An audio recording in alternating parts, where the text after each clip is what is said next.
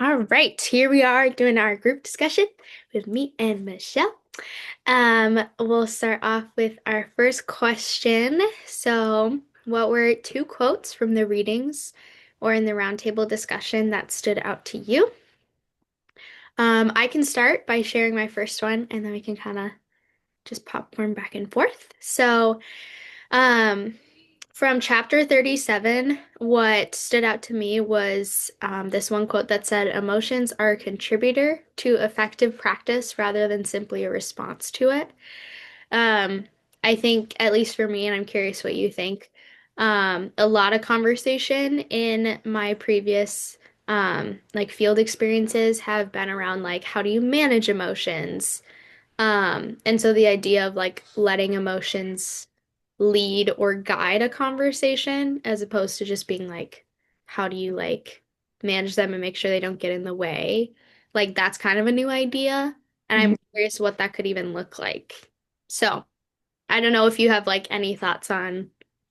Wait, do you mind repeating the quote? Yes, yes. Emotions are a contributor to effective practice rather than simply a response to it.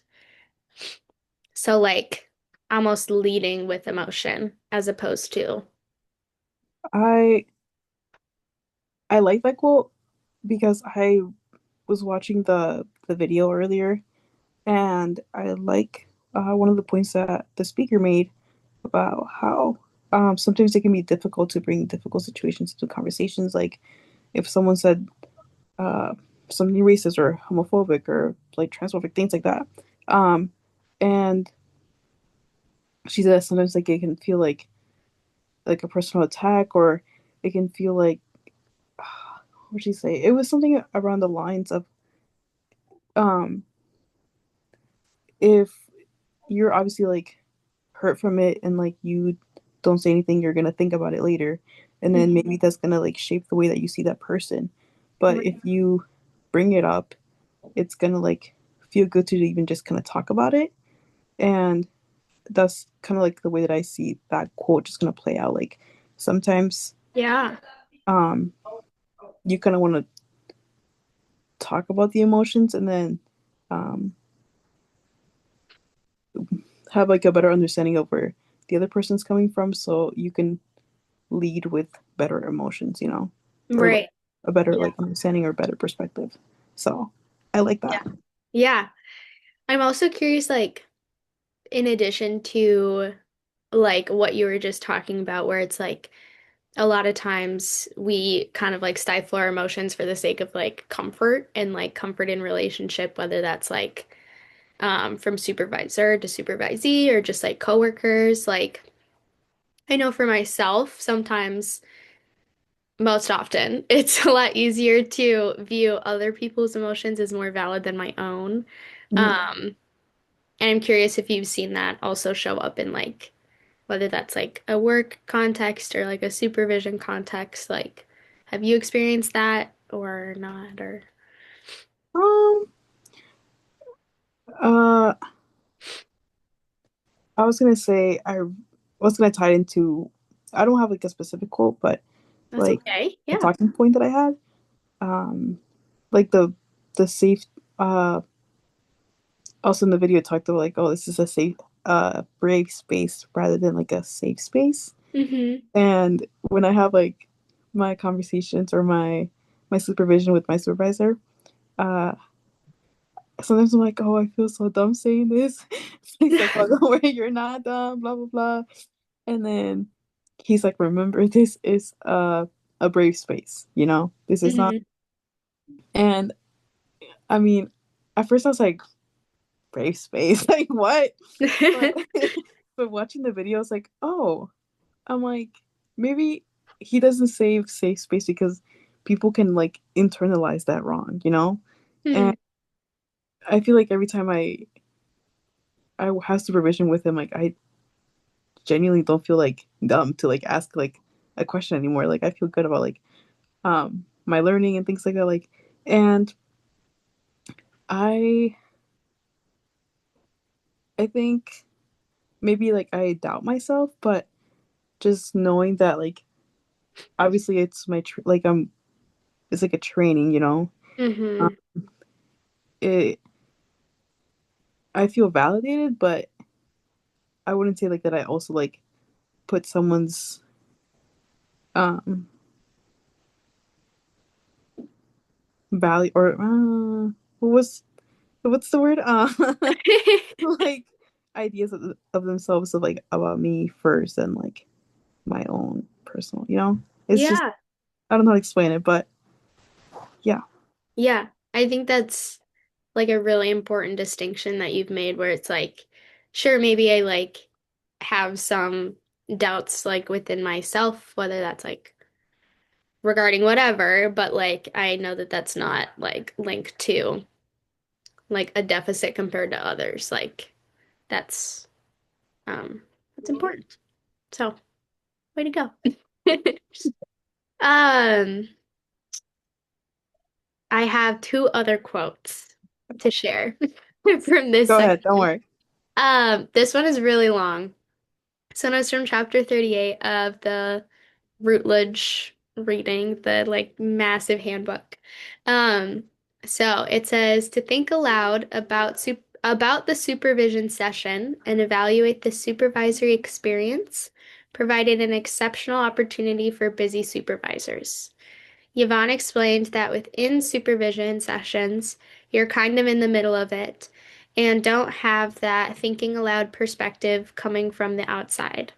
Jessica found that thinking aloud had given me an overview, so when I read the transcript, I can see how the session moved through that reflexive cycle. For supervisors, thinking aloud enables them to review the skills that they were using and ensure that they remain focused on creating a space for critical reflection. The supervisor for the supervisee rather than their own anxieties and assumptions. So that was a lot of words, but I feel like that really encapsulated my own supervisory experience this within this practicum. Mhm. Um, I think within the school, we're kind of like running from crisis to crisis and we're very much on the go. And so our supervision hasn't looked so much as like sitting across from each other in a room and like breaking down our day. It's been a lot more of like, okay, we're going to our next meeting. Like my supervisor's kind of reviewing like what she just did and like filling me in on like, this is why I made that decision. This is why X, Y, or Z. Um, and before this video, you mentioned that you are in a school, so I'm curious kind of what your supervision structure and pace looks like. For me, it's actually quite the opposite. Which Really? is kind of like it gives me like a good like just a good breath of air. Like sometimes it gets overwhelming, but um, we have like a what is it called? So we have like first hour, second hour, and then we have like a thing called Tiger Pride, and obviously students can like come up and feel free to like talk to us and everything, but sometimes we just kind of reserve that time for supervision and like just kind of even like sit across like each other and be like, hey, like this is what's going on, like just kind of like updating each other and everything, or like I said, if I have any questions, like just kind of ask him. But um, another thing for me is that I get to um just ask them questions like any time of the day, like because we're both in the same room, and like I'm like, hey, like yeah, if I just finished with one of my students, I'm like, hey, I'm not sure about this, like, what should I do differently, or what should I do, or things like that, rather than like I don't know. I think it's very different from yours, but Yeah. Which I also think like it's illuminating to hear like how we're in very similar settings and that we're both within like a school context and yet like the approach to supervision and even practice is so different and just like mhm. to compare and contrast that and see like what works from yours, what works from mine, what could be improved on in yours, what could be improved on in mine. Um, yeah, it's definitely helpful to hear all the different things. Yeah, and Um, I feel like I it was last year, I want to say, there was a meeting uh with a bunch of like school social work panelists that came, and mhm. they all kind of shared. their experiences like working at a school, and some were like very chaotic, some were very like calm and like, and I love that they express that like it every day does not look the same at all, you know? No, And it's just not at all. I feel like it's just the same with like, I mean, you said you work with middle schoolers. Hmm. I feel like that can look totally different to like working with high schoolers. So it's just Yeah, yeah. definitely. Definitely. Yeah, I couldn't agree more. Um, my last quote for this little section was trauma occurs in relationship. Therefore, we need relationship to heal from trauma. Um, which I thought that little dichotomy of like being like, okay, trauma is where like, or relationships are where trauma like stems from, but also like we need relationship and we need community in order to heal from that. Mm, Um, and so I have a couple of students in which like it's been tricky to get them kind of like involved in the therapeutic process and like even willing to like just like sit in a room with us and just like talk about their day. And so I guess I'm curious like if you guys have wrestled with this and also like what does it look like to cultivate community for like students who are resistant to it when it's like we know that there are a lot of benefits to community? Um, yeah. So I don't know if you've had any high schoolers who have been like, I don't think so. And what your experience has been with that. Um, for the most part, all of my students like feel very open to share with to like sharing with me. Really Even special. even I think I had like four students in my caseload, and then it was like a random day, and I a lot of the kids just come like during lunchtime and just kind of sit with us, and like it gets really packed, and then this girl just comes up to me, she's like, "Hey, can I have a meeting with you?" I was like, "Yeah, sure." And I told my supervisor, he's like, "Yeah, I can add her to your caseload," and like full on like just went out, and I was like, "Oh wow!" Like, but I was like, "I made it," because I remember the first couple months, just kind of even trying to engage the students, like to just even have like a simple conversation was like a bit hard, but um, seeing that like even like this um kid that I hadn't even like really like spoken to, like just felt comfortable enough to come and like ask for meeting, like felt really special. But I've had one student who she I feel like she could do more in the sense of um how would I say this, like you said, therapeutic services and things like that. Hmm. And I think she's very opposed to it. And obviously like being the supervisor, we or that's sorry, being the social worker and Yeah. having that like authority over them, like or like over the conversation sometimes it like you have to be very careful about what you say, obviously, right? Hmm. And um uh once I had a conversation with her, and she kind of explained about her sister and how her sister was like saying just overly like terrible comments just about, oh, because of you I'm going back to the mental hospital. Oh my And goodness. she, yeah, it was like, oh, I was like, oh wow. And she, I was like, okay, like what are we doing for self-care, what are we doing for this. And then she's like, oh, she's like, my form of therapy is to dye my hair. And I just kind of like sat there looking at her, and I'm like, oh. And I, I was like, at one point of my life, like I was definitely there, but she had mentioned that like her parents pay for her therapy and things like that. And I'm like, hey, I'm like, maybe ethically this wasn't right, but I was like, do you want to end up like your sister?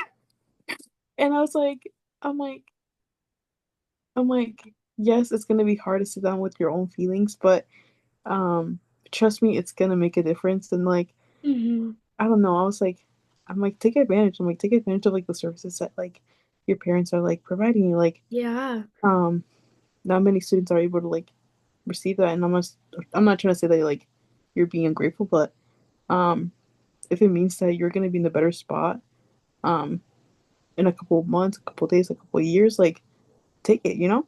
Hmm. And yeah, but it was Yeah. I think there was like definitely a way that I could have worded it different, but it kind of moment it just kind of came out, and I was like, oh gosh. Yeah. I mean, I feel like that's also like something that we're learning too early on in our practice, where it's like we're trying to figure out like what, like, how do we convey the importance of these things in like a respectful way that's like, but also like doesn't sound like a robot, where it's like, I highly recommend, like that type of thing, which I think it's tricky, right? And then it's also like trying to figure out like what is yours to hold within that, where it's like you can only push so much for like a therapeutic intervention or whatever it may be. And it's like knowing when it is like there's time for self-determination, even though like this is gonna benefit them, and like holding it loosely while also caring, I feel like is something that I'm learning and will still be learning throughout my practice. Um, but it also sounds like you're you're there too. So Yeah, I think having that, I don't know, I think it's a very fine line of like overstepping and like maybe not saying enough. yeah, definitely. We kind of had a conversation about this. I think like earlier this month. I think second week of February. But we were going through like the licensure questions, so we were doing like a Kahoot. But it was like, oh, if your client is like going through sexual, um, has like a partner, abusive partner, sorry, Hmm. and she asks you for opinion, like, what are you supposed to say, or like things like that. And Edie had us like answer like the question. She's like, "Oh, guys, what do you think?" And I'm like, I was like, "Oh, I feel like working in the high or having my placement in the high school, like all you hear was like just relationships, like relationships is like, oh, he's my whole life, things like that, you know." And um, the part of like sometimes I'm like, break up with him, like he's not right for you. Like I want to say it, but I can't. Like Yes. like it's like I care and I care for your emotions and like, but kind of like finding the way around and be like, oh, what are some patterns you're seeing? Like, Hmm. rather than like, yeah, it's hard. But Yes. I'm also really grateful that the first couple weeks, um, I had my supervisor. I was able to like sit in my supervisor's like meetings, and obviously with the kids' consent, but um, I would sit there and just kind of like listen to him like speak and like the way that he communicated and like it was really helpful because I feel like I'm like if I read it in a textbook, like it'll make sense, but like physically, like seeing it, it makes me it just Yes. kind of like me able to like retract it more. Yes. But uh, yeah, I was just like I feel like I took a lot from that, and I was like, oh wow, like this is really helpful. But Yeah. Yeah, definitely. Yes, it is like you're saying, it is like a fine line between like what, yeah, like basically like how much do you offer? How much is ethical to offer, even though like you may with like your outward perspective of the situation be able to see it more clearly and be like, okay, obviously this is the answer, but yeah, it's nuanced, and I feel like our profession is just nuanced in general. So, yeah. Yes. Um, okay, now I'm gonna move on to the observation and insights, where it's like reconciling your own supervision experiences, knowledge about yourself, and reading some videos. The whole gambit. Um, so chapter 37. Um, this quote is one of like my observations and insights. It says, "It, as in supervision, can help to create an environment which is inclusive of all the information present rather than privileging certain types of information over others, and explicitly challenges the fragmentation of knowledge, whereby emotions are seen as separate from concrete evidence." So, what I drew from that quote is like one of the main purposes of supervision is to expose you to all these different ways that people approach practice.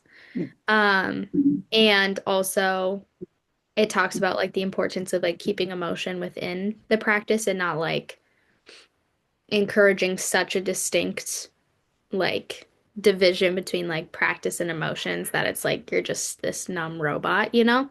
Hmm. Um, and like I guess so my senior year placement in undergrad, I was in a hospital and a lot of that time I learned to like compartmentalize my emotions because you're just going from like room to room of like one room, like a patient could have gotten the best news and they're going home today. In another room, a patient's like getting the worst news and it's like they have a long road to recovery.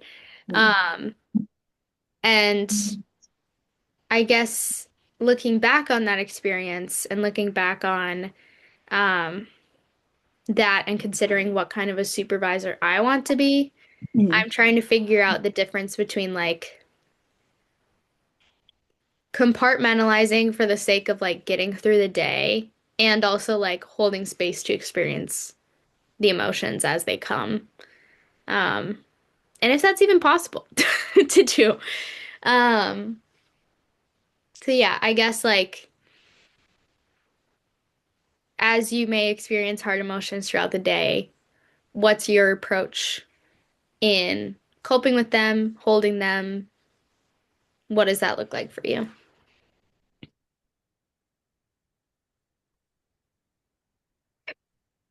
Um, I cry a lot. I'm a Hey. crier. Um, but um, I'm very lucky to have my supervisor because I've known him for 5 years actually. Oh, And nice. um, he knows he knows what kind of person I am. So um, I think for me, my best way of like just kind of letting or releasing emotions is kind of just crying. So even taking a couple of minutes to just cry has helped me a lot after my Yeah. meetings. Or just even like we have a classroom and then we have like a little classroom within the classroom. Hmm. I don't know, like, or a room within the classroom. And um, I'll go in there and just kind of like sometimes just debrief by myself. Um, Hmm. I the end of last semester, it got really hard, and everything just felt really overwhelming. And I just kind of had a meeting, and then he had a meeting, so I was just inside of the little classroom because I didn't want to like uh, overstep in his like meeting with one of the kids. And I just kind of stay there during like the whole lunch, um, which I don't usually do. Like I just like engage with the students, just kind of talk Hmm. to them and things like that. And I was just so exhausted. And like he came in, he's like, "Hey," he's like, "Are you okay?" And I'm like, "No." And Yeah. wait, sorry, give me 1 second. Oh,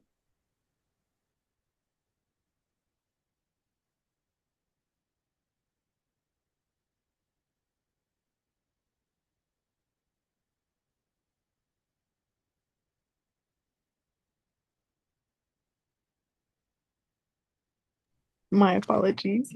No, Uh, you're all good. but uh, I was like, I feel like I'm not doing enough. I feel like blah blah, and I just start kind of like I started tearing up, and I'm like, I don't want to cry. And he's like, okay, well, we can have a chat later.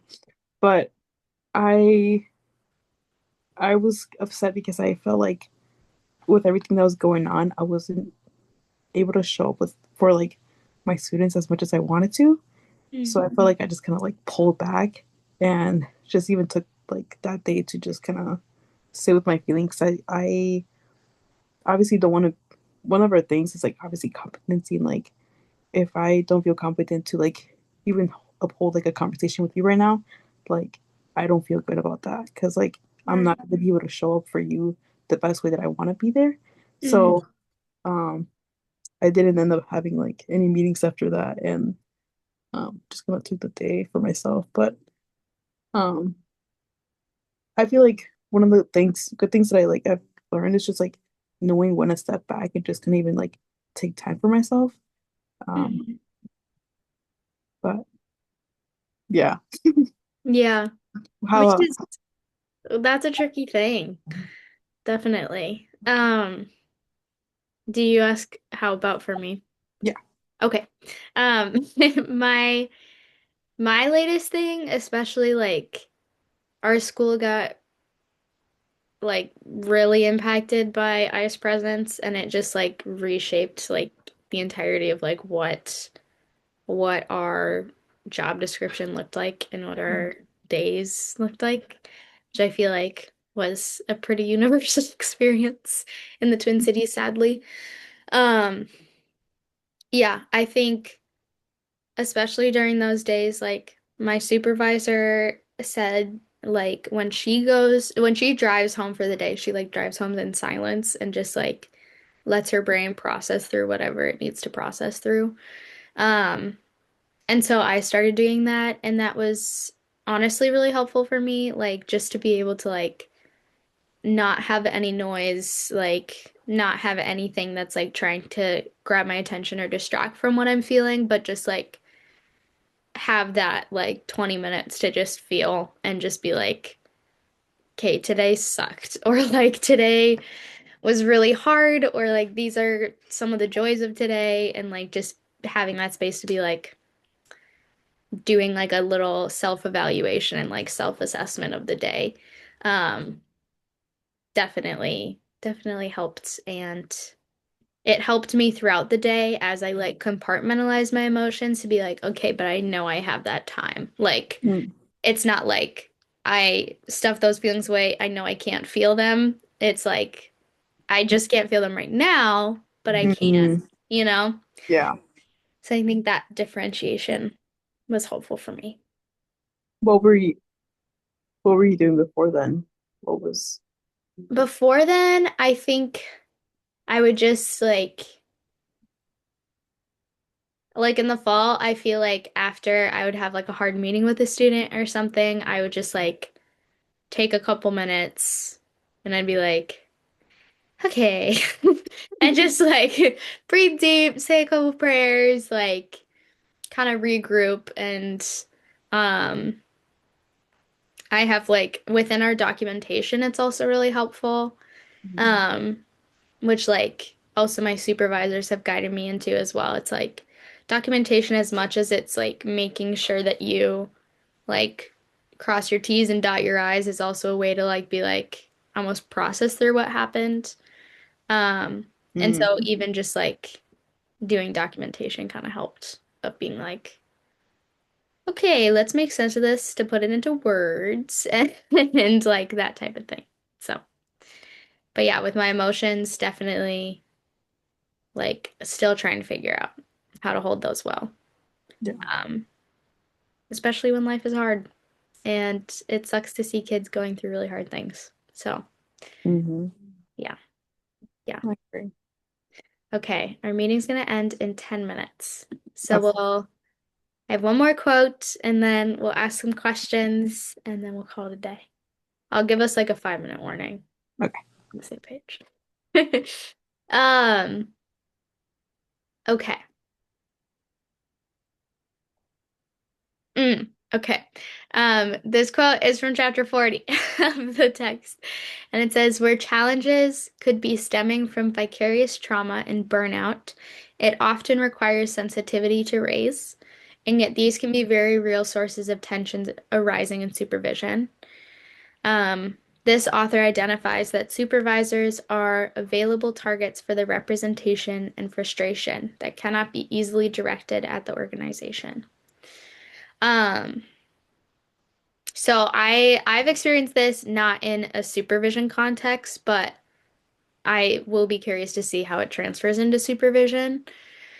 But like within the hospital and within schools, like I recognize I am a white woman and I represent like a lot of structural and historical oppression associated with our profession, like as social work. And I think that's also been something that I've had to learn, like yes, we've talked about it in classes, but like the practical application of like what happens when there's a parent that comes in and is like in your face because of like how the what we represent as like social workers in a school, you know? Mm. Um, so yeah, I think I've been processing in anticipation of like graduating and being a social worker, like for realsies, like what it means to be like a white female social worker entering into spaces in which like systems have been oppressive and have been um like perpetuating racism and perpetuating gender inequality and all these different things. Um, so yeah, I'm curious what, if any, reflections you have like regarding representing a system that's caused hurt historically. Mm. I feel I know that's meaty. That's like really meaty. I was at a birth justice collaborative um last year for my placement, and it was like Native American Black women, uh, obviously going through like the disparities of like um, pre post um, pregnancy and things like that. Mhm. Um, and obviously, I feel like I didn't experience that. Um, Mhm. I feel like obviously I didn't really talk to a lot of people, but because it was like mostly online.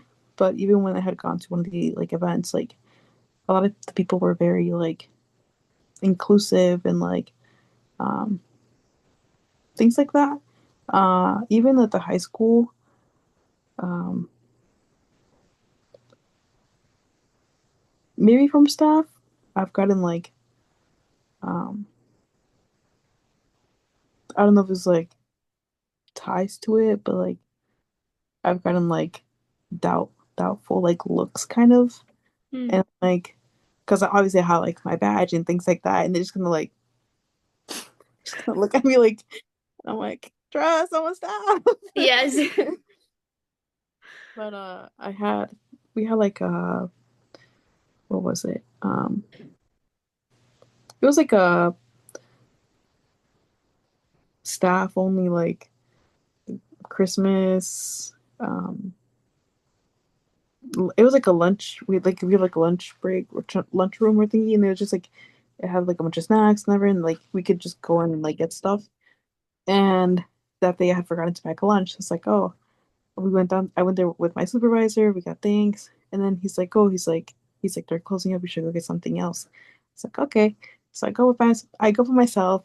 I get there, and then I'm walking in confidently because like and then I like I'm about to like get in, and then this like lady just steps in front of me. She's like, "Can I help you?" Oh, I'm like, "Yeah, I'm actually staff," and I wave my little thing. And then she's like, "Oh," and I was like, "Yeah," and then I was leading this first generation uh group. It was we were just kind of helping first generation students like apply to college and things like that. And uh, it was me and uh, two other staff. So I got pretty well known with them and like yeah. And we had this like old lady come in and I was like, oh, I haven't seen her, but I'm like, she's a staff clearly. And I go up to her, I'm introducing myself, and then she's like, oh, she's like, have you talked to blah blah blah? And so it's like counselor's last name, and I'm like, oh yeah, like, and I say like her first name, because I'm like first name basis, and then um the counselor comes in, she's like, oh, you met Michelle, and then she's like, oh, your staff. Mind you, I have my lanyard right here. It's bright orange. I'm like, yeah, I am Yes. staff. Like, Yes, I am. but like, it's just like that. Especially because it's a predominantly like white school too. Yeah. I'm like, is it because I don't look like you guys, or like, I don't know. But Hmm. I feel like I've seen it in through that, but I haven't seen it like the opposite way, where like we're like, oh, because of you, that kind of. Sure, sure. But Yeah. yeah, that's Yeah. how I've seen it played out in my placement. Yeah. Thank you for sharing. Like it can definitely go from like the staff side of things where it's like almost assumed that it's like we're on the same team. But then it's like people might be like, okay, But yeah, thank you for that. We have about 2.5 minutes left. Oh well. So I'm curious, do you have like any last questions in these last 2 minutes? I do actually. Okay. It's about imposter syndrome. Ooh, we'll Um, make it snappy. I I've read a couple things about it, and I feel like I have a pretty good idea of what it is. And I know I've definitely like struggled with it, but I was just wondering if you have personally in your own Yes. placement or just like overall, and how to Yes. do that. Um, yeah, I've definitely struggled with it. I feel like I'm struggling with it right now in the sense Mm. that it's like I'm anticipating graduation and being an actual social worker out in the world, and I'm like, oh my gosh, kind of scary. Um, but I recognize that like no, like I have put in the work and I have like there's far too many like people who have the expertise that I want who are believing in me and saying like no you Mhm. can for me to like basically refute what they're saying. If I believe everything else they say and then they're like no you're capable and I'm like I don't think so. Like that's kind of been my framework where it's like a lot of the our professors like I admire and I'm like you have like the degrees and the things that I want and like I've been striving after and so if they are in a position of authority and have the experience and they're the ones saying no you can then gosh darn it I can. I love that. I feel like I've never seen it through that perspective, but that gives me hope. Yes, yes. I like that question. Do you have any other ones in our last minute? No, I Otherwise, think we'll be okay. I don't have any more, but this was a lovely conversation. Just to think about supervision and what we will bring as supervisors one day once we have a couple years under our belts. Yeah. But yes, thank you for this. Yeah. Thank you so much for sharing, Rachel. I appreciate Yes, so good to see you. it. Alrighty, talk soon.